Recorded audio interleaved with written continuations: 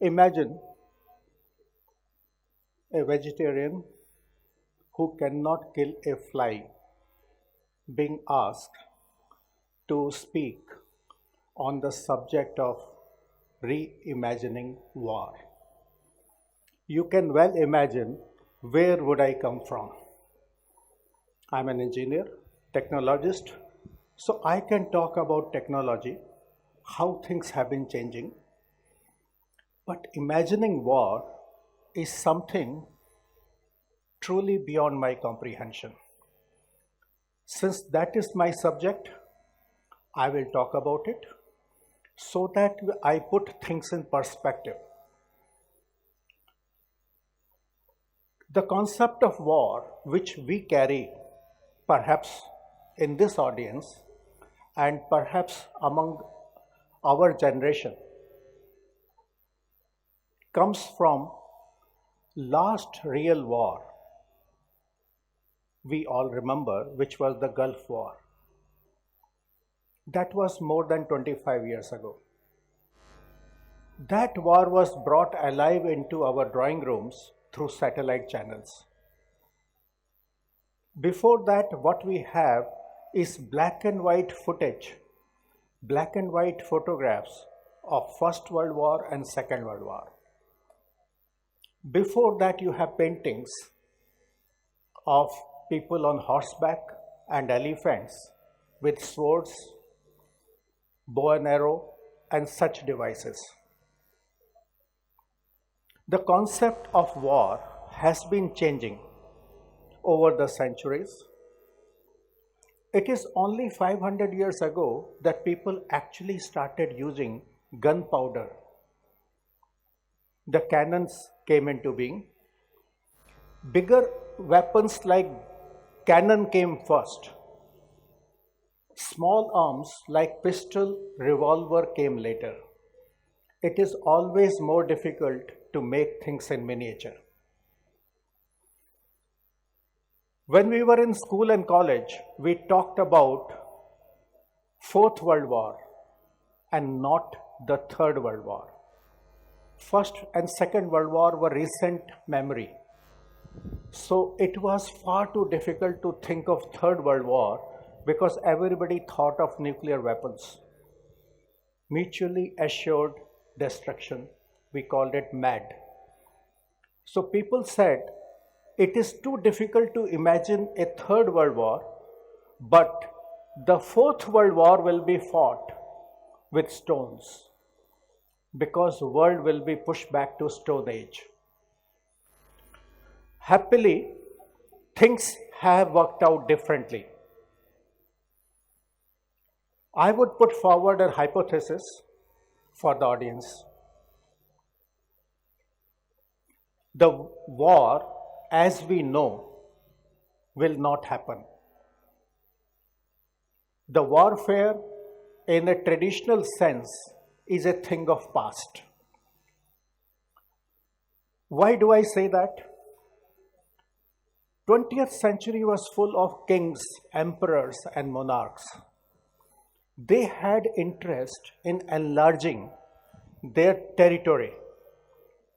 Populations were growing, and people said, how would I feed my population? I need agricultural land. They wanted mineral resources, mines. They needed place to build castles and forts.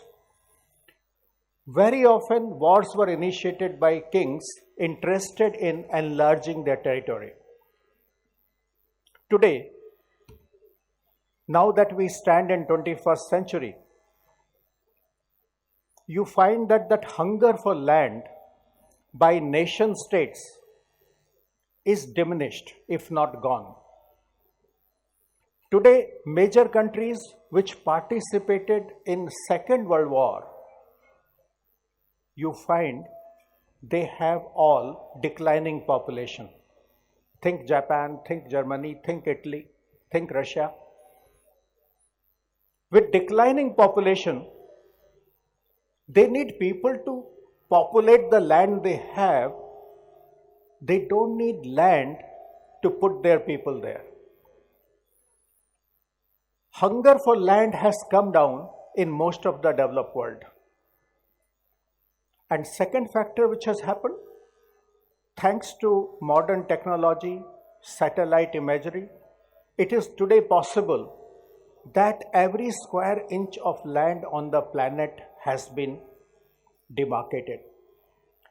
Today, the land boundaries between the nations are so clearly demarcated that people can actually, on most situations, talk about 3 meters from the border. That was not the case earlier. Some areas remain which are not so well demarcated, especially in mountainous regions, and there disputes will arise. But for most of the world today, land boundaries are clear. Regional conflicts will continue. Ethnic issues will drive certain problems, but these will be contained within smaller geographies of the world. You will find a 40 kilometer by 50 kilometer area having a conflict. A 30 kilometer by 15 kilometer area somewhere becoming a source of dispute.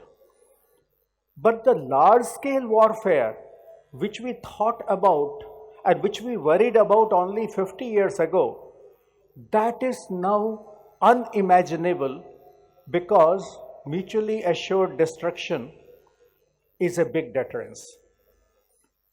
What shape future warfare will take? Let us talk one or two things. First and foremost, with technology, it has become possible for unmanned vehicles being directed from a distance to carry out precision strikes. What is that doing? Is that you take out a military target or an industrial asset without causing too much of civilian casualty, what in military parlance is known as collateral damage.